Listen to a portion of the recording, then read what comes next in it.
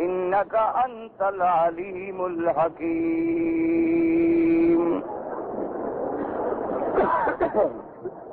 برادران اسلام، واجب الاحترام بزرگوں، دوستوں اور بھائیوں،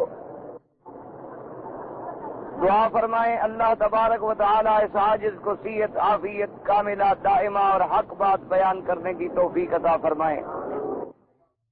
یہ ہماری خوش بختی ہے، خوش نصیبی ہے کہ اللہ نے جو ہمیں نعمتیں عطا فرمائی ہیں وہ آدم علیہ السلام سے لے کر عیسیٰ علیہ السلام تک کسی امت کو نہیں ملی۔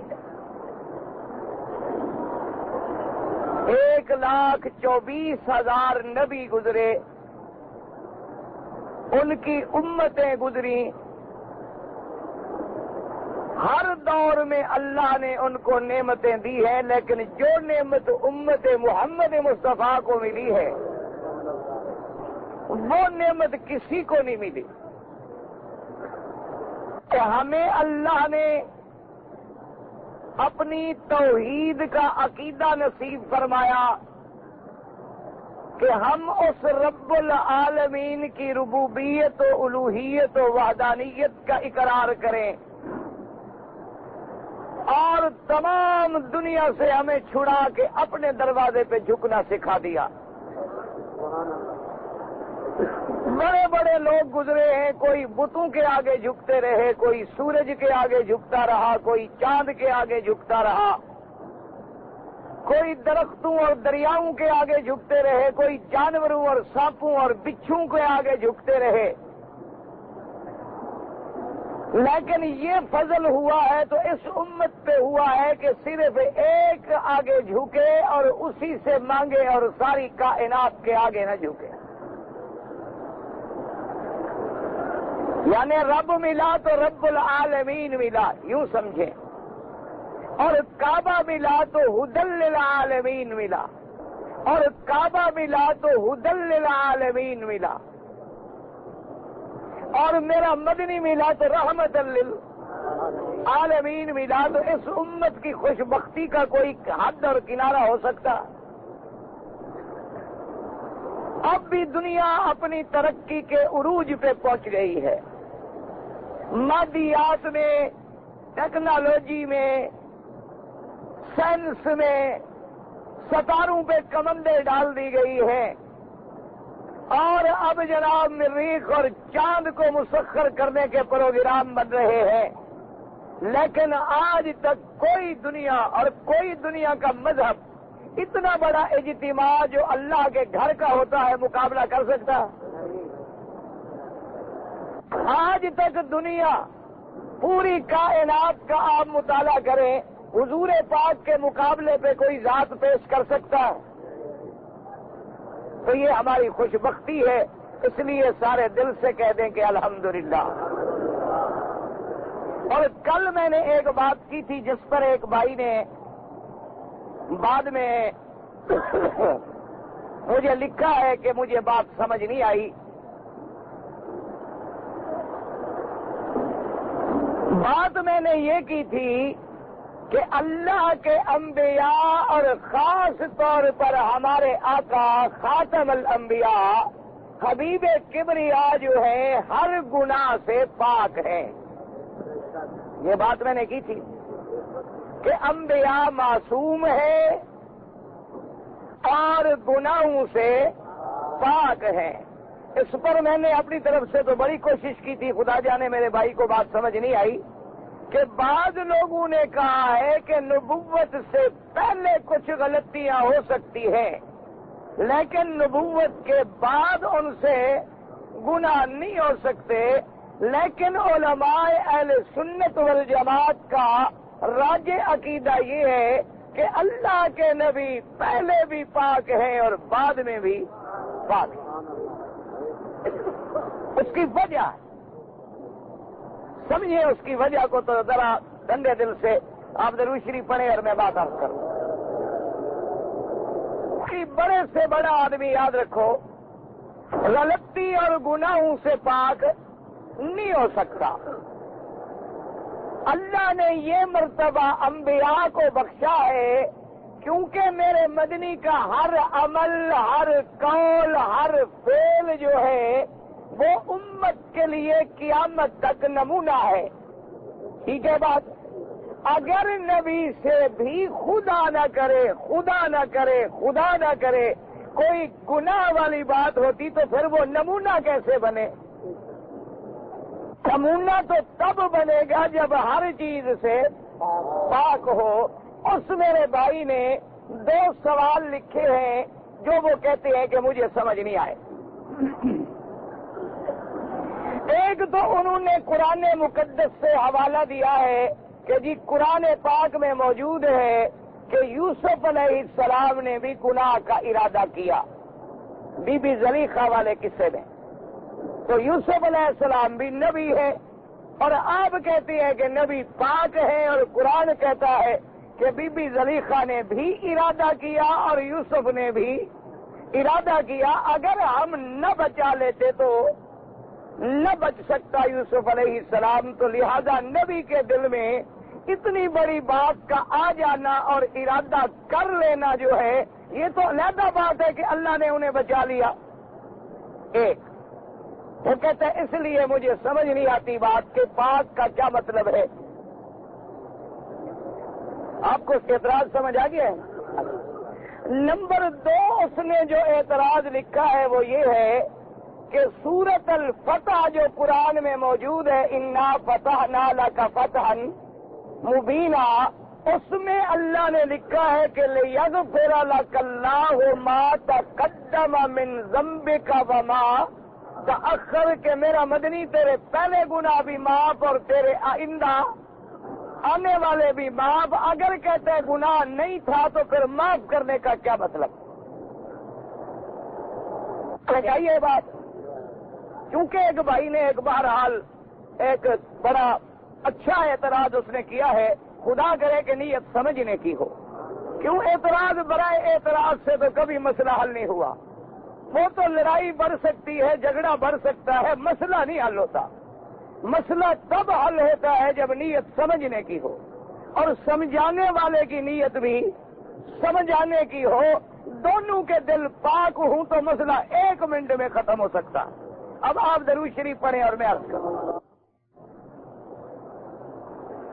حضرت یوسف علیہ السلام نبی ہیں، یاد رکھو اللہ کے نبی ہیں. اور بعض روایات میں یہ بھی آیا ہے کہ جتنا حسن و جمال اللہ نے پیدا کیا ہے اس کا آدھا تو ملا ہے صرف حضرت یوسف کو اور آدھا ملا ہے ساری کائنات کو. حضرت یوسف نبی ہے اور صرف نبی نہیں، یاد رکھو نبی ہے، باپ بھی نبی ہے اور خود بھی نبی ہیں. حضور نے فرمایا کریم ابن الکریم ابن الکریم، یعنی باپ بھی نبی، دادا بھی نبی. یوسف یعقوب کا بیٹا ہے، یعقوب اسحاق کا بیٹا ہے، اسحاق اسماعیل کا تعلق ہے. اب دیکھیں دادا بھی نبی، باپ بھی نبی اور یوسف بھی نبی ہے. اب لمبے واقعے میں نہ جائیں، اس قصے کو اگر ہم نے دیکھنا ہو تو قاعدہ یہ ہے کہ اس مقدمے کا کردار کون ہے؟ سب سے پہلی ذات میرے اللہ کی ہے، سمجھو مسئلہ. اور دوسرا اس مقدمے میں کردار یوسف ہے، اور تیسرا بی بی زلیخا. خدا جانے نام زلیخا تھا، راحیل تھا، یہ بھی اللہ جانے مولویوں نے لکھا ہوا ہے، ورنہ قرآن نے نام نہیں لکھا زلیخا.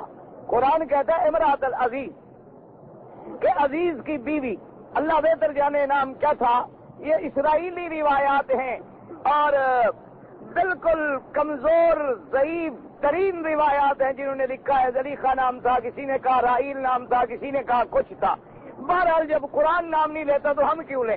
قرآن کہتا ہے کہ امرأۃ العزیز ہے. بہرحال ایک مشہور بات پہ مسئلہ سمجھانے کے لیے زلیخا میں کہتا رہوں، لیکن زلیخا نام کی کوئی بات پکی نہیں ہے.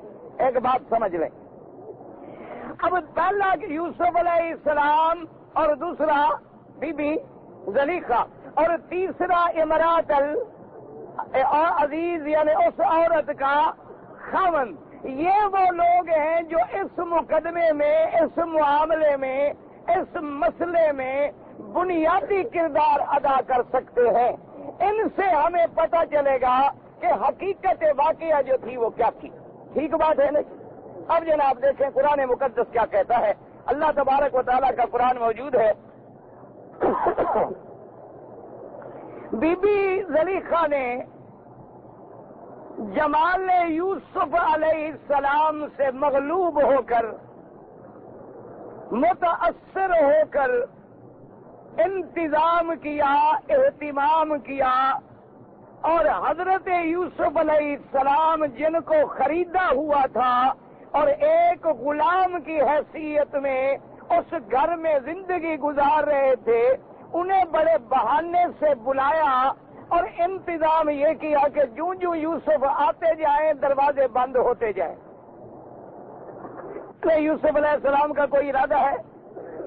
ہاں جی، بلانے والی کون ہے؟ زلیخا ہے۔ انتظامات کرنے والی کون ہے؟ زلیخا ہے۔ اب دروازے بند ہو گئے، لمبی چوڑی بات ہے۔ بہرحال جب سارے دروازے بند ہو گئے، یوسف علیہ السلام اندر آ گئے، تو اب قرآن پاک کہتا ہے کہ اس نے اس وقت اپنی خواہش کا اظہار کیا کہ دروازے بند، قالت حیت لک۔ اب آگے قرآن کہتا ہے قال معاذ اللہ انہ ربی احسن مثواي انہ لا یفلح الظالمون۔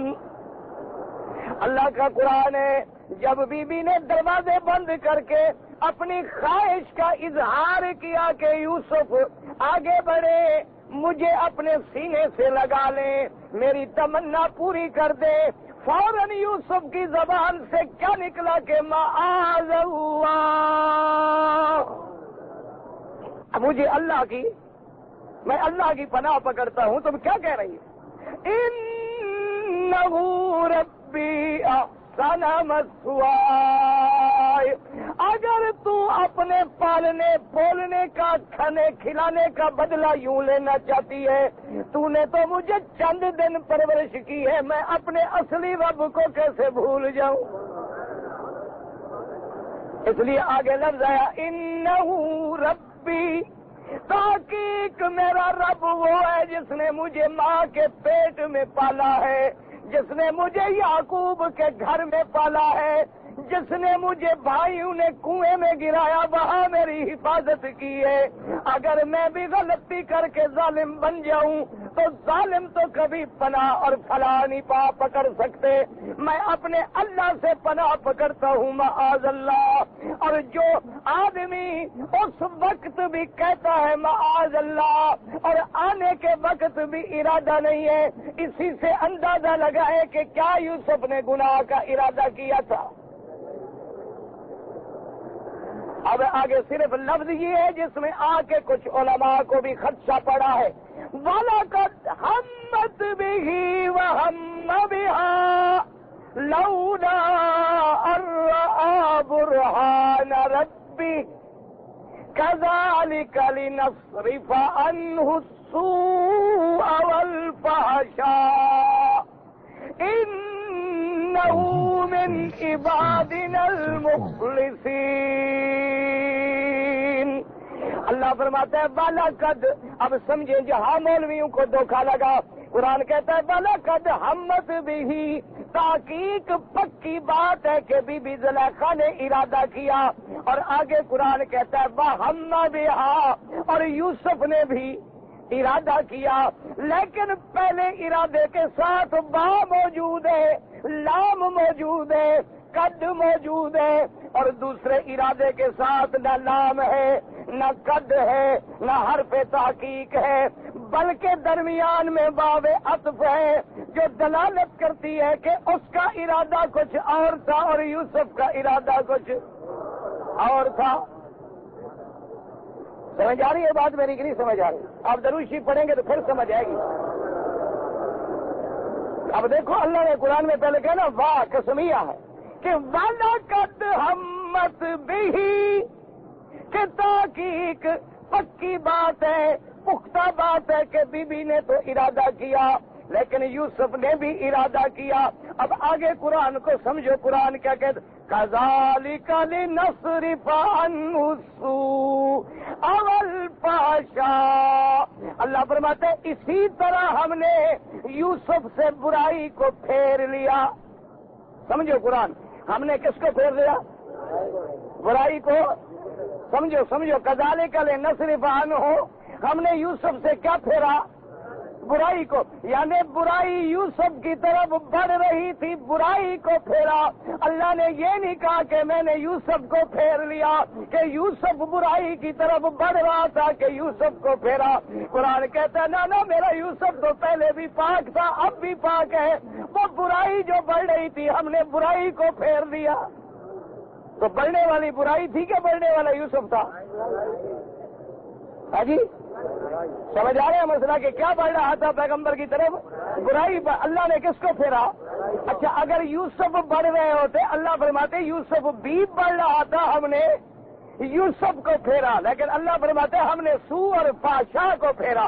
اب دونوں کے ارادے کو دیکھیں، اللہ تبارک و تعالیٰ کی شان اگر قرآن میں غور کریں تو پیغمبروں کی شان واضح ہو جائے گی۔ وَاسْتَبَقَ الْبَابَ وَقَدَّتْ، اللہ تبارک و تعالیٰ کے قرآن میں غور کرو، زلیخا نے دروازے بند کیے، اس کا ارادہ بھی واضح معلوم ہو گیا، اور یوسف علیہ السلام نے اپنے اللہ سے پناہ پکڑی اور اس کے بعد دوڑنے کی کوشش کی اور دروازے کو ہاتھ لگایا، دروازہ کھل گیا۔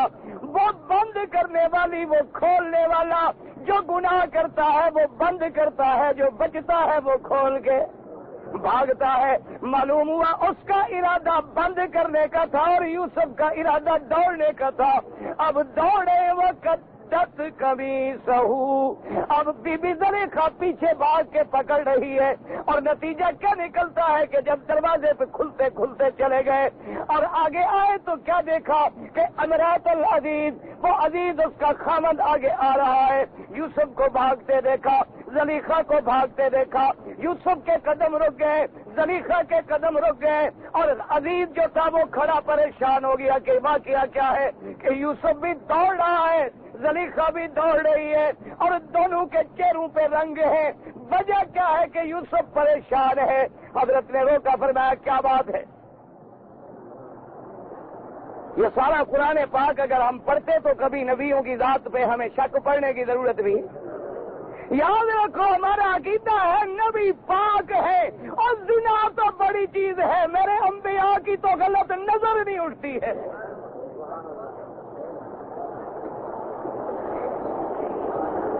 ورنہ پھر نبی اور غیر نبی میں بات کیا رہے گی؟ انبیاء اور غیر انبیاء میں بات کیا رہے گی؟ اور پھر دیکھیں اگر ایک عام آدمی بھی متاثر ہو سکتا ہے، انبیاء کی شان، اللہ اکبر اللہ اکبر۔ اندازہ کریں بی بی عائشہ میرے مدنی کی بیوی ہے، اور بیوی کا بدن اللہ نے خاوند پہ حلال کیا ہے، لیکن بی بی عائشہ کہتی ہے مجھے اس رب ذوالجلال کی قسم ہے جس نے مجھے پیدا کیا، میرے بدن پر کبھی محمد مدنی نے نظر بھی نہیں ڈالی۔ نہ بیوی کے بدن پہ نظر ڈالنا منع ہے؟ ہمیں خاوند کے لیے بھی منع ہے کوئی؟ بھئی بیوی خاوند پہ حلال ہے کہ نہیں؟ خاوند بیوی پہ حلال ہے کہ نہیں؟ سارا بدن دیکھ سکتا ہے، لیکن بی بی عائشہ فرماتی ہے حضور نے میرا بدن یعنی خاص حصے پہ کبھی نظر نہیں ڈالی، اور کہتی ہے واللہ ما رأیت منہ، اور میں نے بھی حضور کے بدن پہ کبھی نظر نہیں ڈالی۔ ایسے نبی جن کی تو نظر حلال بھی اپنی بیوی کے بدن پہ نہ پڑے، جن کی پاکی کا یہ عالم ہے کہ میرا مدنی محمد مصطفیٰ، جب میں حضور کا نام لوں تو آپ صلی اللہ علیہ وسلم پڑھیں۔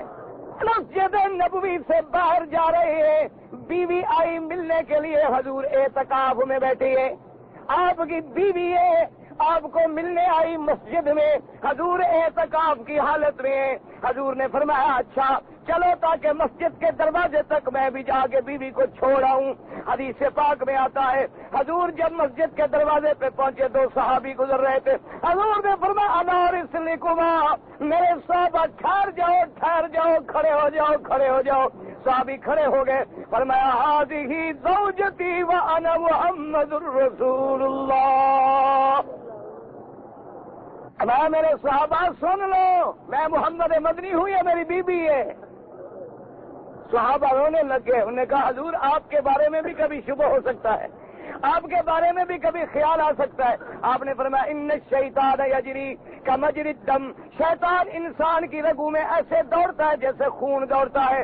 میں نے وضاحت کر دی کہ کہیں تمہارے دلوں میں برا خیال آ جائے، تمہارے دلوں میں غلط خیال آ جائے، میرا تو کچھ نہیں بگڑے گا لیکن تمہارا ایمان خطرے میں پڑ جائے گا۔ اللہ کا نبی، یاد رکھو میرا آقا محمد مصطفیٰ، میرے عزیز اگر پورے قرآن پہ غور کرو، قرآن تو قرآن ہے، دعا کرو اللہ کرے زندگی میں بھی زبان پہ قرآن ہو اور موت آئے تو زبان پہ قرآن ہو، قرآن سناتے سناتے زندگی گزرے اور قرآن زبان پہ ہو اور موت آئے، اور قیامت میں جب ہم کھڑے ہوں تو کہہ سکے مولا کوئی عمل تیری دربار میں نہیں لے آیا، ذمہ دار بھی اپنے میراثی کی عزت کرتے ہیں، میں تیرا نام لیوت ہوں۔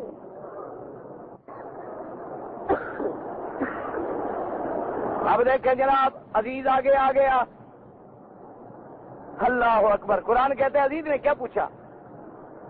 اب عزیز نے بیٹھا کیا بات ہے؟ تو بی بی زلیخا پہلے بول پڑی، کیوں وزیر کی بیوی تھی نا بھائی، زور ہو تو زور بولتا ہے نا۔ یوسف علیہ السلام تو غلام تھے، مسکین تھے، ان کے پاس تھے، وہ کیا بولنے؟ معصوم ہے، بے گناہ ہے لیکن زور نہیں ہے۔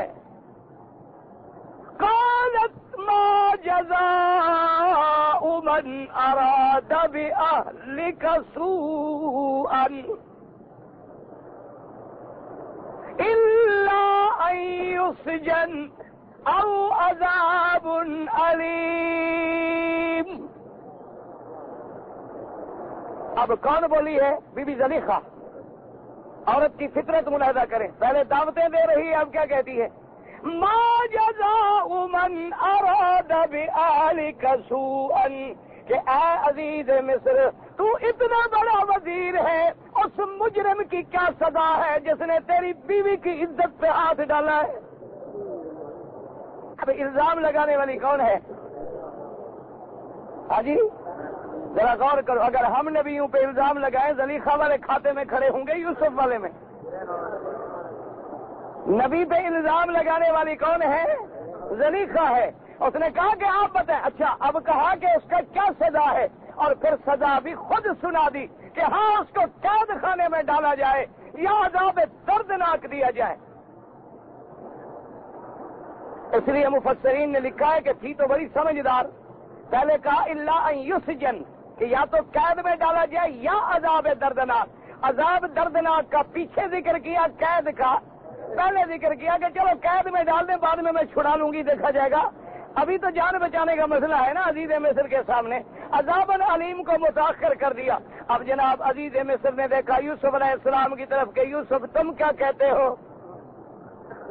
اگر یاد رکھو پہلا گناہ یوسف کے ذمے لگاؤ گے تو پھر اگلا گناہ بھی لگانا پڑے گا، کیونکہ قاعدہ یہ ہے جب آدمی ایک گناہ کرے تو پھر 100 گناہ کرنا پڑتا ہے اس گناہ سے بچنے کے لیے۔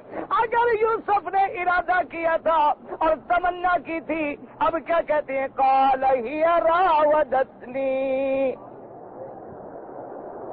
حضرت یوسف نے فرمایا عزیز مصر سچی بات پوچھے تو اسی نے بہلایا پھسلایا، میرا تو کوئی خیال ہی نہیں۔ اگر پہلے ارادہ کیا ہو تو اب نعوذ باللہ پیغمبر نے جھوٹ بھی بولا ہے، نبی جھوٹ بھی بولتے ہیں۔ اس لیے عقیدہ رکھو مسلمانوں کے نبی پاک ہوتے ہیں، نبی پاک ہوتے ہیں، انبیاء پاک ہوتے ہیں، انبیاء معصوم ہوتے ہیں، ان کی زبان سے غلط بات نہیں نکلتی۔ اگر ان کی زبان سے بھی غلط بات نکلے تو دشمن کو کیا جواب دو گے کہ حج کا جو حکم ہے پتہ نہیں سچا ہے پتہ نہیں جھوٹا ہے؟ ان کی زبان پر بھی میرے اللہ کے پیرے ہیں، زبان ہلتی نہیں جب تک حکم نہیں آتا۔ اب دیکھو یوسف علیہ السلام نے کیا جواب دیا. اللہ قال هي راودتني عن نفسي وشهد شاهد من اهلها. حضرت یوسف نے کہا کہ عزیز اسی نے بہلایا پھسلایا پھندا بنا کے مجھے پھانسنا چاہا, میرا تو کوئی گناہ نہیں. اب عزیز کہتا ہے گواہ تو ہونا چاہیے جو تیری صفائی دے. اللہ پاک نے فرمایا ایک زلیخا تھی, ایک یوسف تھا اور ایک میری ذات دیکھنے والی تھی. مجھے میرے نبی کی عصمت کا پتہ ہے, مجھے زلیخا کے غلط ارادوں کا پتہ ہے, اور کوئی گواہ نہیں. ساتھ ایک چھوٹا بچہ ہے, حکم دیا کہ تو بول, میرے انبیاء کی عزت کا مسئلہ پیدا ہو گیا. وَشَهِدَ شَاهِدٌ مِّنْ أَهْلِهَا, ان کے خاندان کا بچہ. بعض علماء نے لکھا بچہ نہیں تھا, کوئی بوڑھا تھا, چلو بوڑھا تھا یا بچہ تھا, کوئی تھا, ان کے خاندان کا ہے. اس نے کہا عزیز مصر اگر حقیقت دیکھنی ہے, حقیقت بازی ہے, ان کان قمیصہ قد من قبل فصدقت وَهُوَ مِنَ الْكَاذِبِينَ وَإِنْ كَانَ قَمِيصُهُ قُدَّ مِنْ دُبُرٍ فَكَذَبَتْ وَهُوَ مِنَ الصَّادِقِينَ. اس گواہ نے کہا کہ عزیز مصر تو وزارت کی کرسی پہ بیٹھا ہے لیکن معلوم ہوتا ہے عقل سے خالی ہے. کرسیاں تو مل جاتی ہیں نا, ہر قسم کے لوگ بیٹھ جاتے ہیں. اس نے کہا وہ کیسے؟ اس نے کہا عجیب بات ہے, مجرم تیرے سامنے کھڑا ہے, مدعی تیرے سامنے کھڑا ہے, دونوں کے بدن پہ نظر ڈال. زلیخا پکڑ رہی تھی تو قمیص کہاں سے پھٹتا؟ پیچھے سے پھٹتا. نے کہا تیرے سامنے واقعہ تو موجود ہے, تو کیا سوچ رہا؟ فَلَمَّا رَأَىٰ قَمِيصَهُ قُدَّ مِن دُبُرٍ قَالَ إِنَّهُ مِن كَيْدِكُنَّ إِنَّ كَيْدَكُنَّ عَظِيمٌ. عزیز مصر نے کہا کہ ابھی بات تو بالکل ٹھیک ہے. اس نے جناب نظر ڈالی تو یوسف کا قمیص کہاں سے پھٹا ہوا تھا؟ ہاں جی, پیچھے سے پھٹا ہوا ہے. اب عزیز نے کیا کہا؟ عزیز نے کہا إِنَّهُ مِن كَيْدِكُنَّ. اس نے کہا یوسف یہ عورتوں کا مکر ہے, یہ سب کچھ اس کا قصور ہے, تو پاک ہے. اب عورت کا خاوند بھی کہ پاک ہے اور مولوی کہ پاک نہیں, تو میں کیا کروں؟ اب خاوند نے کیا کہا, یوسف پاک ہے یا قصور ہے؟ ہاں جی, یوسف علیہ السلام پاک ہے. اور آگے کہ یوسف اعرض عن ھذا واستغفری لذنبک. عزیز کہنے لگا یوسف آپ چھوڑے اس عورت کو, اور بیوی کو کہنے لگا تم اپنے گناہ کی معافی مانگو اللہ سے. گناہ کس کے ذمہ لگایا؟ بیوی کے یا یوسف کے؟ یوسف نے السلام سے کہا کہ تم تو چھوڑو بس, چونکہ تم تو پاک ہو, تم سے کیا بات کریں. اپنی بیوی سے کہا واستغفری لذنبک. اب یوسف کی بھی گواہی آ گئی, اور اس کے بعد اس کے خامد کی بھی گواہی آ گئی, اور میرے اللہ کی گواہی کیا آئی کہ ہم نے برائی کو پھیرا, یوسف کو نہیں پھیرا, تو یوسف پاک ہو گیا. اب جناب آخر میں دیکھیں کہ باقی زلیخا بچ گئی ہے, یوسف قید خانے میں بیٹھا ہے, پروانے چلے گئے آزادی کے کہ آپ آ جائیں, آپ کو بادشاہ بلا رہا ہے. حضرت یوسف نے جب پروانہ پڑا, سپرنٹنڈنٹ جیل آیا کہ جناب آپ چلیں, بادشاہ آپ کی انتظار میں. فرمایا میں تو قید خانے سے باہر نہیں نکلتا. ہے قرآن میں کہ نہیں ہے؟ اللہ اکبر. انہوں نے کہا جی میں قید خانے سے باہر نہیں جاتا. انہوں نے کہا کیوں؟ انہوں نے کہا ما بال النسوة التي قطعن أيديهن. انہوں نے کہا پہلے ساری مصر کی عورتوں نے جو الزام لگائے ہیں ان کا فیصلہ کرو کہ میں اللہ کا نبی پاک ہوں کہ نہیں ہوں. میں تو نہیں آتا جیل سے باہر. آ گئے. اب دیکھیں جی وہ زلیخا جس نے سارا پلان بنایا تھا کیا کہتی, قالت امرأة العزیز الآن حصحص الحق انا راودت راودته عن نفسه انه لمن الصادقین۔ اب جناب زلیخا بھی آ گئی۔ بادشاہ نے پوچھا زلیخا اب تو بات کھول دے۔ اس نے کہا بادشاہ کیا پوچھتے، اب تو بات ساری کھل گئی ہے۔ میں نے پھندا ڈالا تھا یوسف پاک ہے، یوسف سچا ہے۔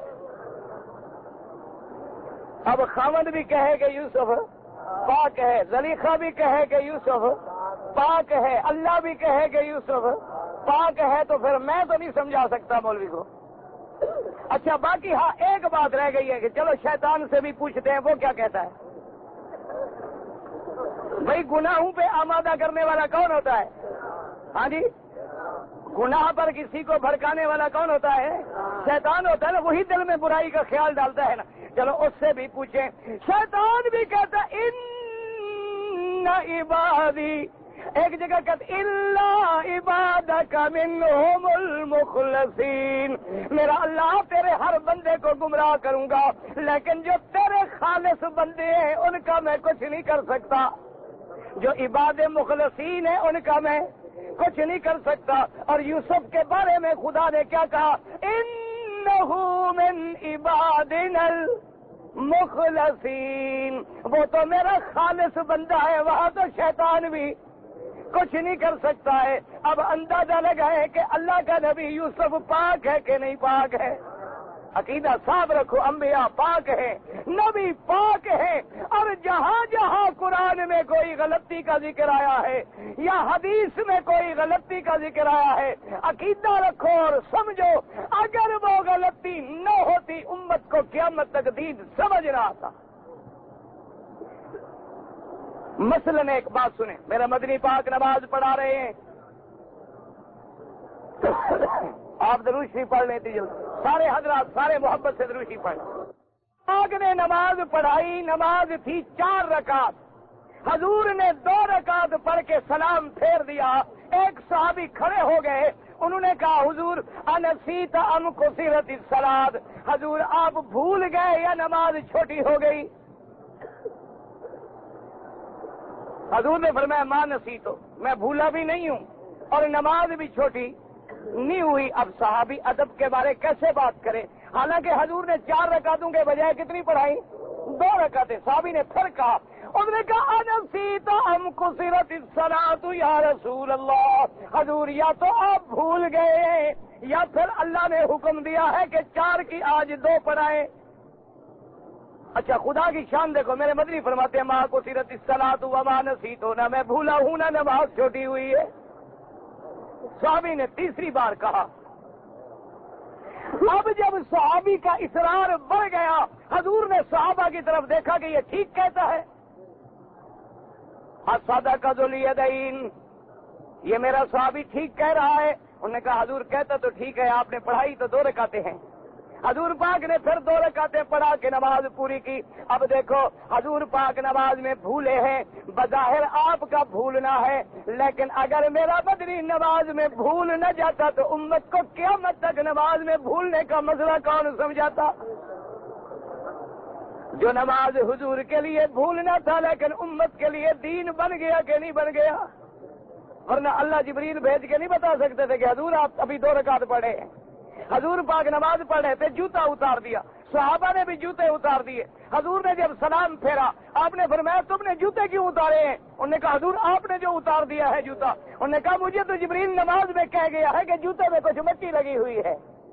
اگر جبریل آ کے جوتے کی مٹی کی خبر دے سکتا ہے تو رکعتوں کی خبر نہیں دے سکتا، لیکن یہاں حکمت تھی کہ نہ دینا تھا تاکہ امت قیامت تک مسئلہ سیکھ جائے کہ 2 رکعتوں میں سلام پھر جائے تو نماز کیسے پوری کریں۔ اس لیے ہر بات میں ایک حکمت ہوتی ہے، ایک شان ہوتی ہے۔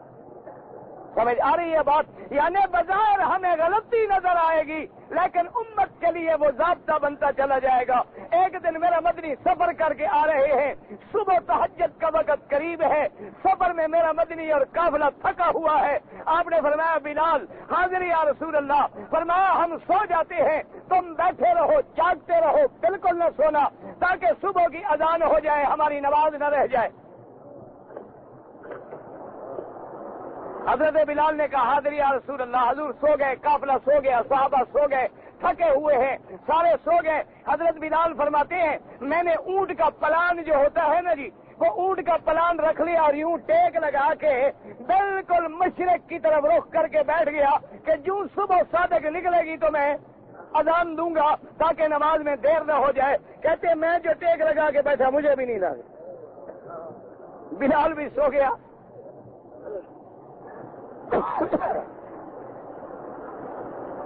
اچھا معراج پہ جب میرا مدنی گئے سو رہے تھے کہ جاگ رہے تھے؟ بھلا سو رہے تھے اور پھر جبریل نے آ کر جگایا تھا۔ اگر یہاں اللہ جبریل بھیج کے جگا دیتے کوئی مشکل تھی؟ حضور سوتے رہے، صحابہ سوتے رہے، بلال سوتے رہے، سورج چڑھ گیا،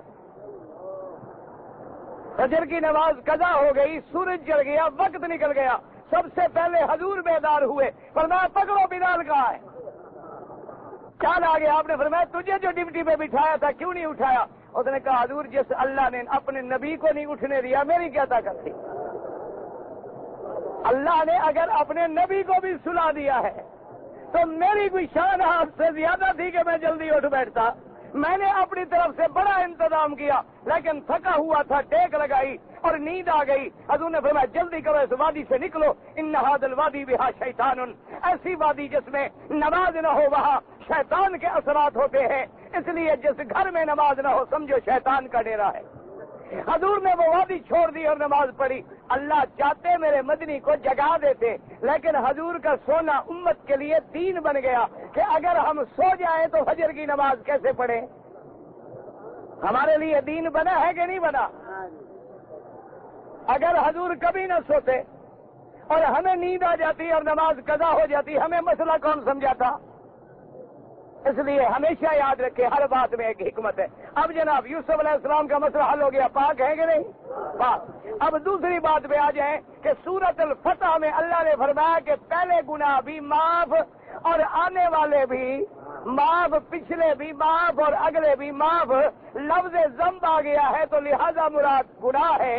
اس بات کے بارے میں بھی غور کریں کہ اللہ پاک نے یہ قرآن کے لفظ ہیں سورۃ الفتح میں ہے اور یہ صلح حدیبیہ کا موقع ہے جب آمنہ کے لال تشریف لائے، مکے والوں نے روک دیا، عمرہ نہ کر سکے، ان کے درمیان میں صلح ہو گئی، میرا مدنی واپس جا رہے ہیں۔ حضرت عمر رضی اللہ تعالیٰ عنہ فرماتے ہیں جب حضرت عمر کا نام آئے تو میں نے کیا کہا تھا؟ جب صحابی کا نام آئے کیا کہنا ہے؟ مسلمانوں اہل سنت جب حضرت عمر کا نام لیں تو دل ٹھنڈا نہیں ہوتا؟ حضرت عمر کے نام میں آج بھی برکت ہے، نام لو شیطان بھاگ جاتا ہے۔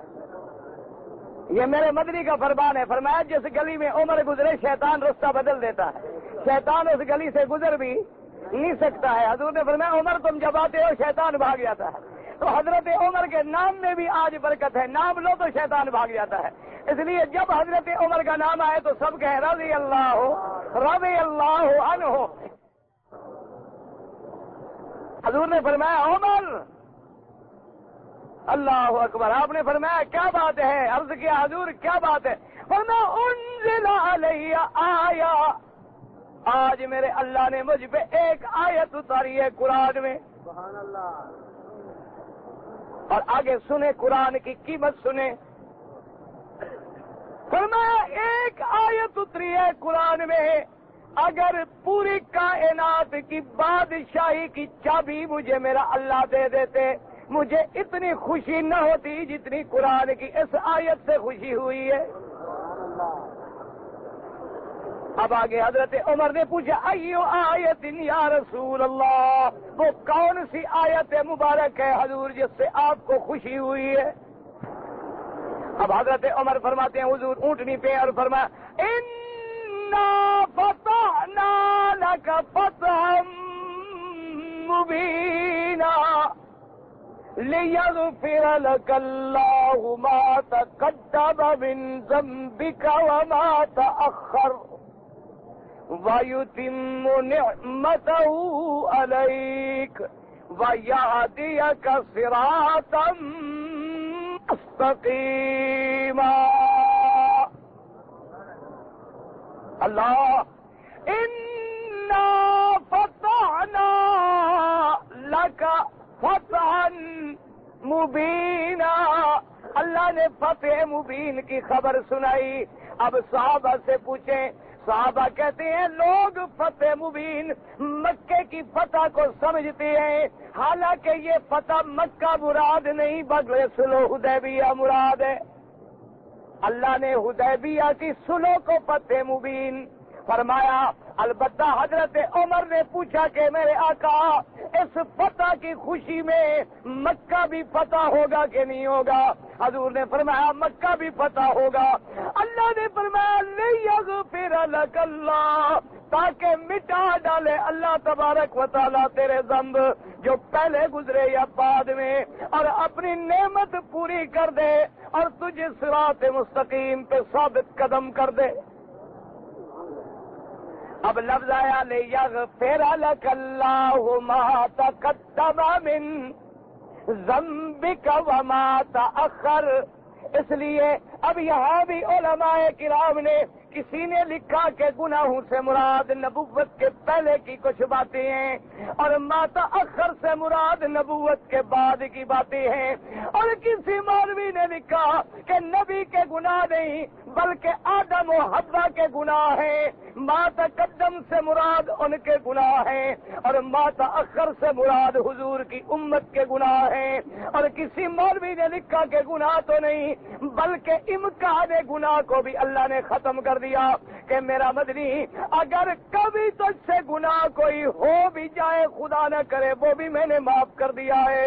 ساری باتیں لکھی ہیں، لیکن غور کرو اللہ کے قرآن میں فکر کرو تو گناہ کا کوئی مسئلہ بھی نہیں بنتا، کیونکہ اگر گناہ معاف کرنے ہیں تو حدیبیہ کی صلح کا گناہوں سے کیا تعلق ہے؟ بھئی اللہ نے فرمایا ہم نے فتح مبین دی ہے، اس فتح مبین کی وجہ سے اگلے پچھلے گناہ، تو حدیبیہ کی وجہ سے اگلے پچھلے گناہ کیسے معاف ہو گئے؟ سمجھ آ رہی ہے بات کہ نہیں آ رہی؟ درود شریف پڑھو گے تو آئے گی۔ اب سمجھو میرے عزیز کہ حدیبیہ میں صلح ہو گئی، صلح کی وجہ سے ذنب کا کیا معنی؟ یاد رکھو میرے عزیز، ایک ذنب کا معنی ہے گناہ، ذنب کا معنی گناہ، اور ایک ذنب بمعنی الزام گناہ، الزام گناہ۔ ایک تو ہوتا ہے گناہ جب ہو ثابت ہو پھر بنتا ہے گناہ، اور پہلے ہوتا ہے الزام گناہ۔ تو ذنب دونوں لفظوں میں آتا ہے، گناہ کے معنی میں بھی اور الزام کے معنی میں بھی، یہ دونوں لفظوں میں۔ اب ذرا غور کریں، قرآن بھی سمجھ آ جائے گا، شان محمد مصطفیٰ بھی کھل جائے۔ اچھا، اب ذنب کا معنی عربی میں اگر اس کو زبر سے پڑھیں تو کہتے ہیں دم، جانور کی دم نہیں ہوتی، تو جیسے جانور کے ساتھ دم لگی ہوئی ہوتی ہے، الزام بھی آدمی کے پیچھے لگا ہوا ہوتا ہے، اس لیے اس کے معنی گناہ بھی ہے اور الزام بھی ہے۔ جیسے موسیٰ علیہ السلام کو اللہ کے قرآن سے مسئلہ پوچھے، اللہ نے فرمایا موسیٰ علیہ السلام حاضر میرا اللہ، فرمایا فرعون کے پاس جا کے میری توحید سنا۔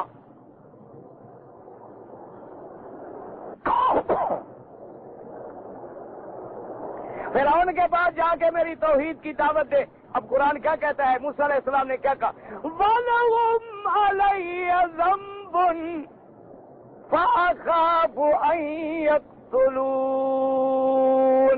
موسیٰ علیہ السلام نے کہا اللہ میاں انہوں نے مجھ پر ایک الزام لگایا ہوا ہے، حالانکہ میرا گناہ تو نہیں، لیکن انہوں نے تو الزام گناہ لگایا ہوا ہے، اگر میں گیا تو کہیں مجھے پکڑ کے وہ قتل ہی نہ کر دے اپنے اسی الزام میں۔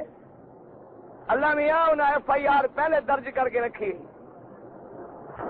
الزام کیا لگایا تھا کہ آپ نے ہمارے آدمی کو قتل کیا ہے۔ حضرت السلام کا عمل کیا تھا کہ وہ آیا جھگڑنے لگا تو موسیٰ علیہ السلام نے اس کو تھپڑ مارا۔ آپ تھپڑ سے بھی کوئی قتل کرتا ہے بھلا؟ تھپڑ لگا تو وہ اتفاق سے مر گیا۔ تو اب موسیٰ علیہ السلام پہ الزام لگا گناہ کا، حالانکہ گناہ نہیں تھا، تو ذنب یہاں بمانے الزام میں آیا۔ اچھا اسی طرح حدیث میں آتا ہے اذا تصافحا لم يبقى بینہما ذنب، حدیث میں آتا ہے کہ جب دو مسلمان آپس میں ناراض ہوں اور پھر مل جائیں مصافحہ کریں تو اللہ نے فرمایا ان کے درمیان پھر ذنب باقی نہیں رہتا۔ وہاں علماء نے لکھا ذنب کیا بنا ہے؟ غل و شانہ، ان کے سینے میں کوئی حقد کوئی بغض باقی نہیں رہتا، سلو ہو گئی تو بات ختم ہو گئی۔ تو یہاں ذنب آیا غل اور شانہ کے معنی میں۔ اب جناب قرآن کو سمجھیں انشاءاللہ سمجھ آ جائے۔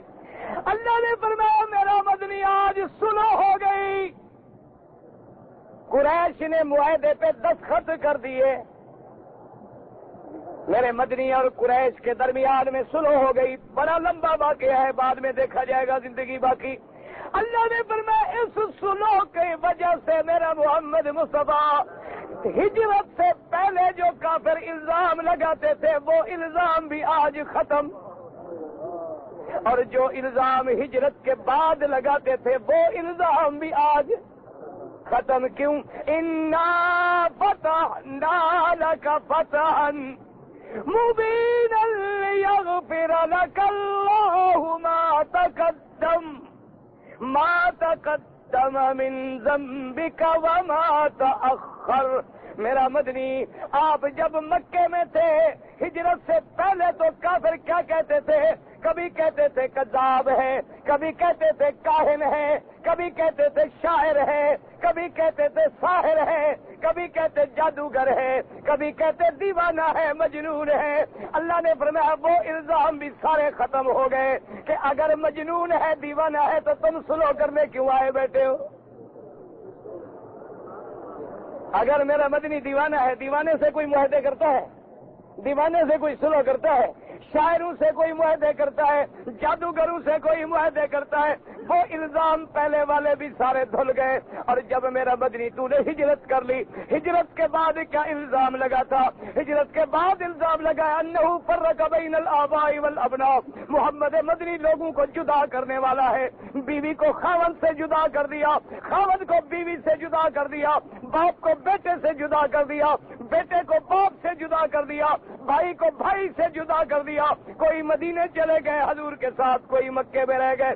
اللہ نے فرمایا آج سلو کرنے کے بعد یہ الزام بھی ختم ہو گیا کہ ہم نے اب آنے جانے کی سلو کر لی ہے۔ جو تمہارے پاس آنا چاہے لے آؤ، جو میرے ساتھ رہنا چاہے میری مرضی اور اس کی مرضی ہے۔ فرمایا وہ پہلے الزام بھی ختم اور بعد والے الزام بھی۔ سمجھ آئی ہے بات؟ اب قرآن پاک کی آیت دماغ میں بیٹھ گئی ہے کہ نہیں؟ یہاں کوئی گناہ کا کیا تعلق ہے؟ حدیبیہ میں گناہ کا قصہ آ گیا۔ یہ تو موقع ہے کہ میرا مدنی آج سلو ہو گئی، اور سلو بھی کیسی؟ اس میں شرط لکھی گئی تھی کہ اگر کوئی مسلمان نعوذ باللہ مرتد ہو کر مکے آ جائے تو کافر واپس نہیں کریں گے، لیکن اگر کوئی کافر مسلمان ہو کے مدینے بھاگ جائے تو حضور واپس کر دیں گے۔ تو جو توڑنے والا ہو وہ اتنی سخت شرط تو کبھی قبول، جو باپ کو بیٹے سے جدا کرنے والا ہو ایسی شرط مان سکتا ہو کہ ابھی میرا مسلمان نعوذ باللہ مرتد ہو جائے تم لے جاؤ، اور اگر تمہارا کوئی کافر بھاگ کے آ جائے تو ہم تجھے واپس کریں گے، اور اسی جگہ میرا مدنی بیٹا ہے اور اسی جگہ ایک صحابی ہے میرے مدنی محمد مصطفیٰ کا، وہ زنجیروں میں جکڑا ہوا ہے اور باندھا ہوا ہے، قید خانے سے نکلا ہے بیچارہ، اور بھاگتے بھاگتے حدیبیہ کے مقام پہ پہنچا ہے۔ مسلمانوں نے دیکھا تو مرحبا کہا، اور کافر جو سلو والے بیٹھے تھے نے کہا حضور معاہدے کا پہلا قیدی